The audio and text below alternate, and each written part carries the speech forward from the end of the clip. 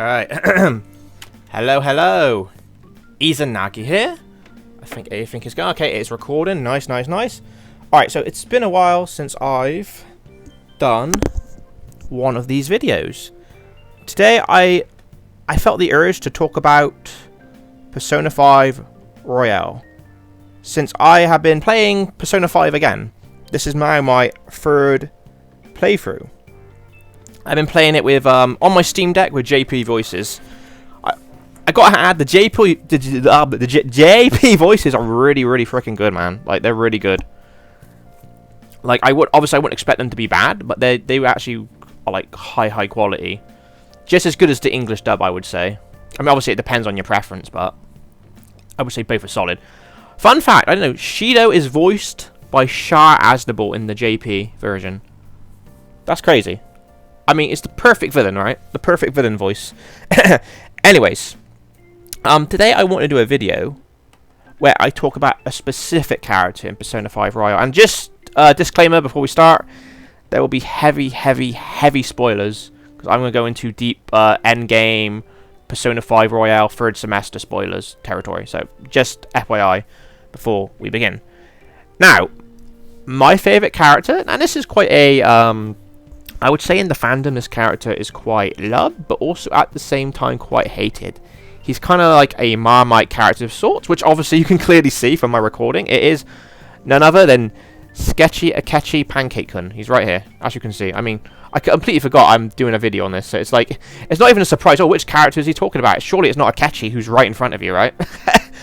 But yeah, I will be talking about Akechi today. He is one of my favourite characters from Persona 5 Royal. I think he's very interesting. He's very complex. He reminds me of another character from a game I played recently, Verso from Claire Obscure, Expedition 33. They're very multi-led characters and they're interesting. But without any further ado, I think we shall get right into it. Now, the interesting thing about Akechi, at the very start of the game, is essentially, he is, the game's called Persona, but he is essentially putting on a fake persona. You know, he is putting on this act of being this, like, detective prince. You know, he's good looking, charming, smart, the public love him. He's all about his public image, he wants to get recognition from people. He's basically building up like a brand for himself, right? That's kind of the thing. He wants to be valued and admired by society. He wants his accomplishments to be known. So in that respect, he's not that much different from his father, Shido, if you think about it. Now on to the relationship with Shido, aka Akechi's father. I know, spoiler alert, right? I'm assuming, once again, play the game yourself. If you have no idea about the story of the game, then probably don't watch this video. But anyways, so Akechi is essentially a hired gun for his father Shido, right? He does his bidding, eliminating any and all obstacles that stand in his way of Shido's political career. It could be other politicians, other high-ranking officials with wealth, and just individuals in general who do not approve of Shido, right? I mean, because Shido is quite a controversial character.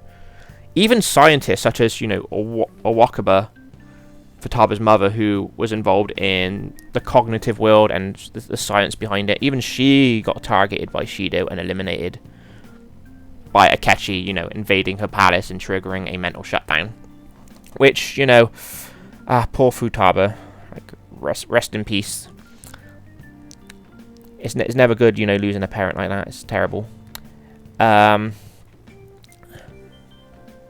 Akechi was doing all this to essentially allow Shido reach the apex peak of his ambition, and right before Shido was going to obtain everything, Akechi would essentially bring him down and take his revenge out on Shido, because Shido essentially abandoned him and his mother when he was very young, and like Akechi wants to get revenge. Now, Akechi at this point doesn't know that Shido knows that he's his son, but Shido is obviously more than aware of that. Like, he knows that, and actually, in Shido's own like cognition, his own cognitive like world, he created a replica of Akechi. So he actually has like a countermeasure. He knows like eventually Akechi is gonna try and kill him.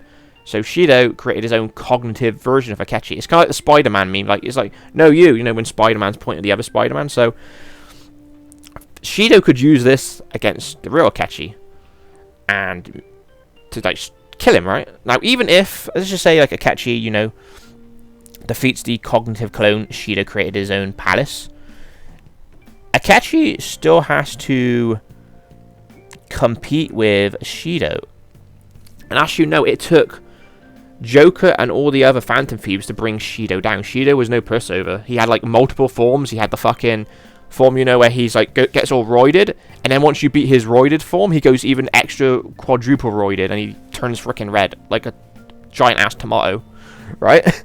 So Akechi, whilst Akechi can give the Phantom Thieves a run for their money, I would say it would be a very, very close fight for him to take down Shido all by himself. Not saying it's impossible, but it would be very, very close.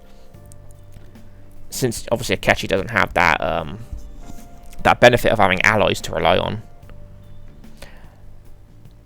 So it'd be an interesting what if scenario. Could Akechi, if he did all this solo, could he actually beat Shido? I think it would be very close, and if it did happen, they would probably take each other out. That would be my guess. Okay, now I want to talk about Akechi's relationship with Joker / the protagonist, you know, whatever you name your main character. Is it a love-hate sort of thing? Now, I can already see, like, the Yayo jokes, alright? You know, there's a lot of, like, fan art and fan fiction of that. Yayo, is it pronounced Yayo, Yowie?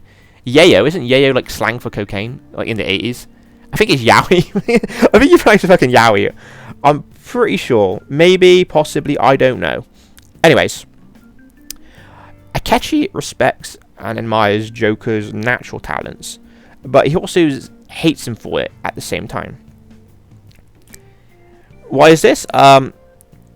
All Akechi's accomplishments he viewed as hard work, and he earned everything by himself. And then he obviously sees Joker, who he views him as a rival, and Joker also vice versa views Akechi as a rival. They're kind of at the same level in terms of like talent. But he believes, like, Joker is lesser than him. He's an outcast criminal, you know, living in an attic. These were his direct words. And he feels like he's unworthy to be on his level. Despite Akechi's lone wolf, like, mentality, he is very envious, perhaps even jealous of Joker's comrades / companions. Not simply because he is missing out on useful tools, right? You know, they would have been a lot helpful if he could get actual allies. They would be way helpful in terms of getting his vengeance on Shido, right? And from that perspective, but on a human level, he seeks out, you know, like those sort of relationships, like friends, for himself. But obviously, Akeshi's the kind of character that would never openly admit that, of course. Now then, moving on to the third semester. This is where the juicy stuff with Akechi happens. Akechi joins Joker in investigating this unknown palace, which appears to be related to reality itself being wrought. You know, such as, i.e., we have like dead characters who shouldn't be alive being brought back, such as Futaba's mother, Haru's father, and Makoto's dad, right? And the characters don't seem any of the wiser. It's like, oh, what? Yeah, this is my dad here and my mum. Like, you know, yeah, of course they're alive. What do you mean? Like, you know, the reality is being warped. So, you team up with Akechi alongside Kasumi, which, spoiler alert, is not actually Kasumi, it's Sumeru, taking Kasumi's identity, because Maruki used his Persona's powers to rewrite her entire identity, which is pretty scary if you think about it. But yeah, my brain went derp. Okay, I'm reading my notes. So you go in with Akechi and Sumeri.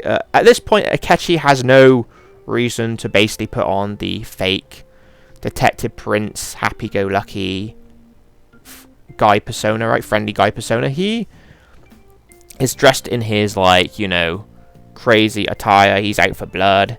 He's very fond of... He likes to trash talk his enemies and spew out profanity. His fighting style is not tactful or graceful like Joker. He's very kind of... He rushes in there using blunt force and rage to just take down his opponents. Although there are times where Akechi will calm down and be cool and collected, usually he just likes to get in there and, like, destroy shit. He's pretty unhinged and he has no filter, and this is the real true him, and he doesn't give a shit what anyone thinks. Which, yeah, the persona is truly gone. There is no persona anymore. There's just him, himself, and he. Now, obviously, I don't want to retell the whole story of Persona 5 Royal. Akechi, now at this point, joins the Phantom Thieves as a temporary ally to fight against this false reality and bring down the palace ruler, Maruki, aka the school counselor.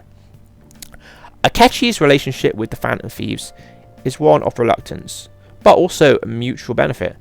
Perhaps deep down, despite his outward annoyance towards the group, a small part of him actually enjoys the company. As we get further into the third semester, we are informed that Akechi isn't actually real or alive. He is simply a cognitive creation created by Maruki, and by defeating the Doctor, the fake reality will disappear, along with Akechi, unfortunately. What's interesting, though, is even after knowing this fact, Akechi most likely knew this from the very start. You know, he's not stupid. He's pretty clever guy. He refused to budge or change his mind, preferring non-existence than to be trapped in this fake world under the thumb and rulership of another person. Like, and I have to kind of respect this, right? Because the willpower and tenacity of Akechi in this moment really does shine through. Like, he knows he's going to be erased if they defeat Maruki, but does not allow any signs of hesitation. But does not show, like, any signs of hesitation regardless, right?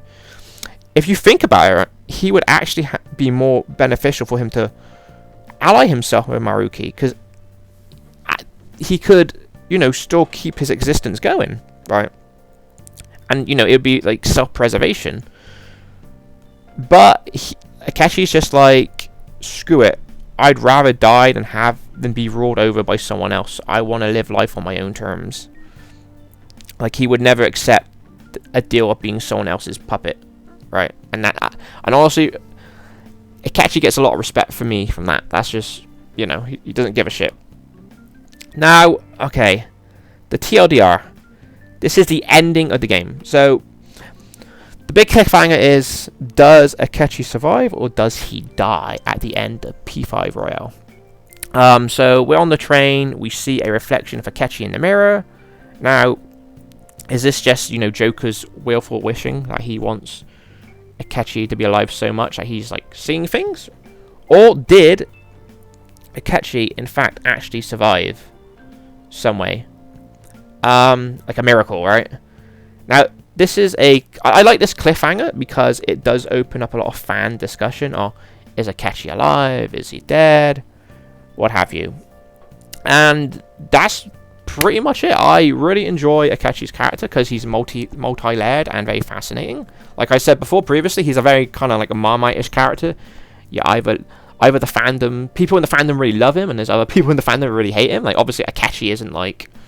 He's a very, very flawed character, and he's done a lot of bad shit. You know, he's essentially spent 3 years as Shido's very personal, like, assassin. You could also argue, well, you know, Akechi was like, what? Let's just say he was working with Shido for like 2-3 years. He's 17. He was like 14, 15. So he was still technically a kid, right? Being used by Shido. Which you could argue, yeah, but Akechi was also using Shido as well, right? So it's kind of like, yeah, but in that position, Shido is the adult. He's using Akechi, but Akechi's also using him, but Shido is the big asshole in this case. He's using Akechi as not saying that Akechi obviously doesn't have no free will. Obviously he knows he's killing people and killing's bad, right? Even if he is like a minor or still technically a young adult. But it's a very interesting issue. Like, I can understand from the perspective of people who don't want to forgive Akechi because essentially he killed a lot of innocent people. he took out Futaba's mum and Haru's dad, etc., etc. But also at the same time, you know, he was a young kid thrust into this situation. It seems like he didn't really have any sort of like support structure or friends or family to rely on. As Akechi said, you know, he earned everything himself.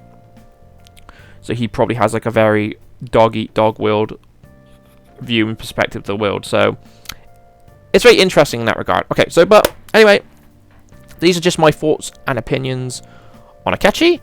And if anyone watches this and want to have a discussion and they have their own opinions or they disagree with me, feel free to leave a comment in the comment section. But anyways, I hope you've appreciated my ramblings and got this far. I will now say bye-bye, and I hope everyone has a nice day. Peace out.